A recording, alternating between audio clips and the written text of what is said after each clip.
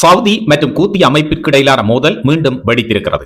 இந்த முறை போர்க்களம் ஒரு புதிய முக்கிய சவுதி விமான நிலையத்தை குறிவைத்திருக்கிறது.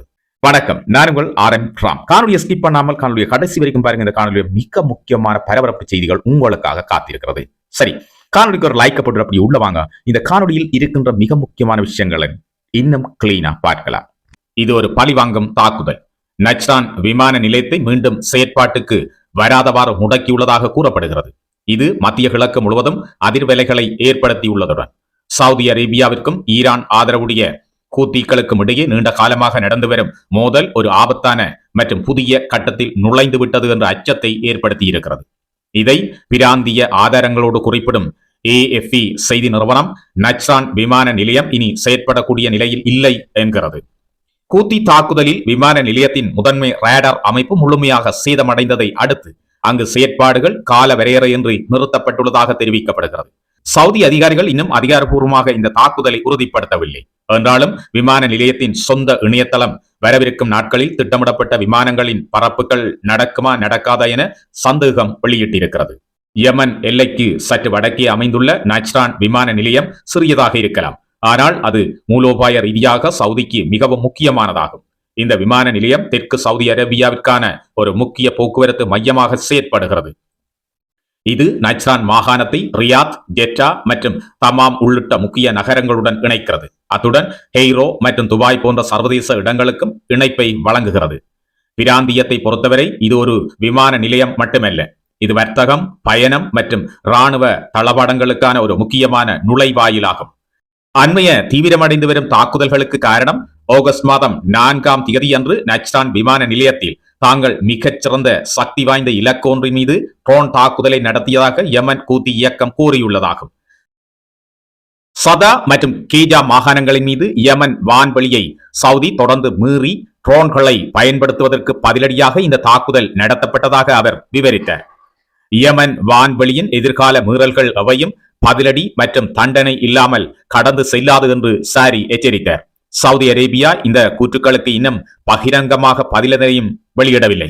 கடந்த மாதம் சண்டை மீண்டும் தொடங்கியதை தொடர்ந்து 2022 ஒப்பந்தத்திற்கு பிறகு சவுதி அரேபியாவிற்கும் கூத்திகளுக்கும் இடையில் நடந்த முதல் பெரிய அளவிலான கடுமையான துப்பாக்கிச் சூட்டு பரிமாற்றத்திற்கு பிறகு இந்த தாக்குதல் மற்றொரு கட்டத்திற்கு தீவிரம் அடைந்திருக்கிறது என்பதை காட்டுகிறது. சவுதி தலைமையிலான கூட்டணி யமனின் தலைநகர் சனாவை இந்த கூத்தி அமைப்பு கைப்பற்றி சர்வதேச அளவில் அங்கீகரிக்கப்பட்ட யமன் அரசாங்கத்தை வெளியேற்றியதை தொடர்ந்து 2015 முதல் கூத்திகளுடன் போரிட்டு வருகிறது.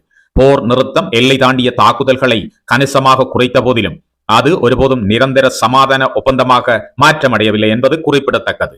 அண்மையில் யமனில் தரையிறங்க முயன்ற ஈரானிய விமானம் தொடர்பான தகராறின் போது சனா சர்வதேச விமான நிலையத்தை சவுதி அரேபியா தாக்கியதாக கூத்திகள் குற்றம் சாட்டியதை அடுத்து இந்த ஜூலை மாதத்தில் பதட்டங்கள் மீண்டும் வெடித்தன.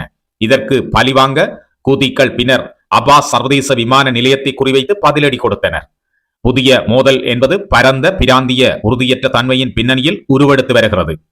அமெரிக்கா, ஈரான், ஸ்டீல் மற்றும் தெஹ்ரானின் பிராந்திய கூட்டாளிகள் விரிவடைந்து வரும் மோதலில் சிக்கப்பட்டுள்ள நிலையில் ஒவ்வொரு புதிய தாக்குதலும் மத்திய கிழக்கை மேலும் தீவிரமான மோதலுக்குள் தள்ளிவிடும் என்று அச்சம் வெளியிடப்படுகிறது.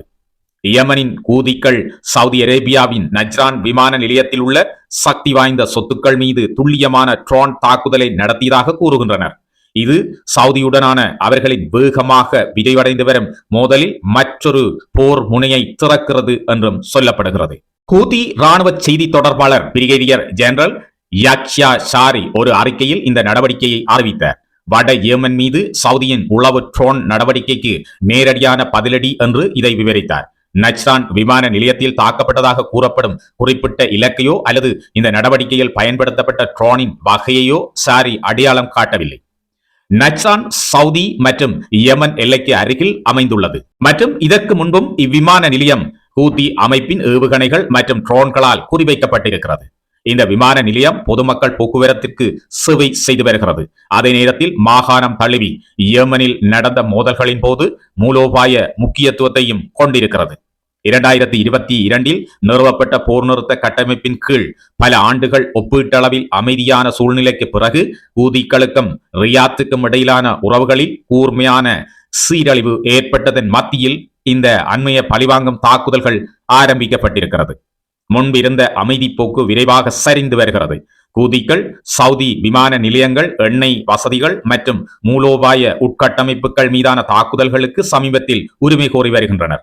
அதே நேரத்தில் சவுதியுடன் தொடர்புடைய படைகள் கூதி கட்டுப்பாட்டில் உள்ள யமனில் உள்ள இலக்குகளுக்கு எதிராக தாக்குதல்களை மேற்கொண்டு வருகின்றன. சவுதி அரேபியாவிற்கு எதிராக யமனின் கூதி அமைப்பு ஒரு கடல்வழி முற்றுகையையும் அறிவித்திருக்கிறது. அதை அவர்கள் முற்றுகைக்கான முற்றுகை கொள்கை என்று அழைக்கிறார்கள். அதாவது யமன் துறைமுகங்கள், விமான நிலையங்கள் மற்றும் வர்த்தகம் மீது விதிக்கப்பட்ட கட்டுப்பாடுகளுக்கு பழிவாங்கும் விதமாக சவுதியுடன் தொடர்புடைய கப்பல்கள் மற்றும் எரிசக்தி உட்கட்டமைப்புகளை இலக்காக கொண்டு கூதி படைகள் தாக்குதல் நடத்துவதாக கூறுகின்றன. கூதி அமைப்பினுடைய இராணுவ செய்தி தொடர்பாளர் ஜாக்சா ஷாரியின் செய்தி மிக தெளிவாக இருக்கிறது. யமன் மீது நடக்கும் ஒவ்வொரு சவுதி ட்ரோன் ஊடுருவலுக்கும் எதிர் திசையில் பறக்கும் மற்றொரு கூதி அமைப்பினுடைய ட்ரோன் மூலம் விமான நிலையம், எண்ணெய் வசதிகள் அல்லது இந்த நாட்டிற்குள் இருக்கின்ற உட்கட்டமைப்புகள், மூலோபாய இலக்கை நோக்கி மிக பாரிய தாக்குதல்களை நடத்தலாம் என்று எச்சரிக்கை விடுக்கப்பட்டிருக்கிறது. ஈரானினுடைய முழு ஆதரவு பெற்ற கூத்தி அமைப்பினுடைய சவுதி மீதான முற்றுகை இறுக்கமாகி வருகிறது. மேலும் பாலிஸ்டிக் ஏவுகணைகளின் அச்சுறுத்தலின் கீழ் மற்றொரு சவுதி எண்ணெய் டேங்கர் இப்போது திரும்பிச் செல்ல வேண்டிய கட்டாயத்தில் இருப்பதாக கூறப்படுகிறது. சவுதி கொடியேற்றப்பட்ட NCC கேசல் கப்பல் பல முறை எச்சரிக்கைகளை புறக்கணித்து சவுதி அரேபியாவிற்கு எதிராக விதிக்கப்பட்ட கடல் வழி பயண தடையை மீறியதாக கூறியதை அடுத்து அதை இலக்காக கொண்டு தாக்குதல் நடத்தியதாக யமனின் போராளி குழு தெரிவித்திருக்கிறது. ராணுவ செய்தி தொடர்பாளர் பிரிகேடியர் ஜெனரல் யாக்ஷா ஷாரி இந்த நடவடிக்கையில் பல பாலிஸ்டிக் ஏவுகணைகள் பயன்படுத்தப்பட்டதாக கூறினார். கப்பல் மூழ்கடிக்கப்பட்டதாக அவர் கூறவில்லை. ஆனால் தாக்குதல் அதை பின்வாங்கி திரும்பும்படி கட்டாயப்படுத்தியதாக கூறினார். NCC கேசல் என்பது கிட்டத்தட்ட 50,000 தொன்கள் கொள்ளளவு கொண்ட 183 மீட்டர் ரசாயன மற்றும் எண்ணெய் பொருட்கள் டேங்கர் ஆகும். இந்த கப்பல் சவுதி கப்பல் போக்குவரத்து நிறுவனமான பேக்ரியின் துணை நிறுவனமான நேஷனல் கெமிக்கல் கேரியஸால் 2016 வாங்கப்பட்டது. சவுதி டேங்கர்களான என்சிலியா, லைலா மற்றும் NCC மாசா மீதான தாக்குதல்களை தொடர்ந்து இந்த சமீபத்திய தாக்குதல்கள் இடம்பெற்றிருக்கிறது. என்சிலியா தீப்பிடி தெரிந்ததாகவும் NCC மாஷா சிறிய சேதத்தை சந்தித்ததாகவும் சவுதி அதிகாரிகள் உறுதிப்படுத்தினர். இருப்பினும் அவர்களின் பணியாளர்கள் பாதுகாப்பாக இருப்பதாக அறிவிக்கப்பட்டனர். கூத்திகள் அழைக்கும் முற்றுகைக்கான முற்றுகை சமன்பாட்டை யமன் தொடர்ந்து திணிக்கும் என்று சாரி கூறினார். சவுதி தலைமையிலான கூட்டணி யமன் மீது விதித்த கட்டுப்பாடுகள் மற்றும் ராணுவ அழுத்தத்திற்கு பதிலடியாக இது இருக்கும் என்றார். ரியாத் புறக்கணிப்பது மூலோபாய ரீதியாக மேலும் கடினமாகி வருகிறது. சவுதி வர்த்தகத்தை சீர்குலைக்க கூத்திகள் ஒவ்வொரு டேங்கரையும் மூழ்கடிக்க வேண்டிய அவசியம் எதுவும் இல்லை. பாலிஸ்டிக் ஏவுகணைகள் கப்பல்களை பின்வாங்க செய்தால், பணியாளர்களை பயமுறுத்தினால் மற்றும் கப்பல் நிறுவனங்களை சவுதி துறைமுகங்களை தவிர்க்க தூண்டினால் முற்றுகை ஏற்கனவே அதன் விளைவை வெற்றிகரமாக சந்தித்து விட்டது என்றே கொள்ள வேண்டியிருக்கிறது. மேலும் சவுதியினுடைய ஒவ்வொரு எண்ணெய் டேங்கரும் திரும்பிச் செல்ல வேண்டிய கட்டாயத்தில் உள்ள நிலையில் சவுதி அரேபியாவினுடைய செங்கடல் எண்ணெய் தாழ்வாரம் பரந்த பிராந்திய போரிலிருந்து உத்தரவாதம் அளிக்கப்பட்ட தப்பியோடும் பாதை அல்ல என்பதை யமன் நிரூபித்து வருகிறது. இதன் காரணமாக ஈரான் போரில் மற்றொரு மிக முக்கியமான போர் முனை இப்பொழுது யமன் ஆயுத குழுவினால் திறந்து வைக்கப்பட்டிருக்கிறது. இதன் காரணமாக சவுதி மிகப்பெரிய பிரச்சனைகளை சந்தித்து வருகிறது. தன்னுடைய பொருளாதாரம் மிக பாரிய அளவில் வீழ்ச்சி அடையக்கூடிய 2 போர் முனைகளை இப்பொழுது சவுதி சந்தித்திருக்கிறது.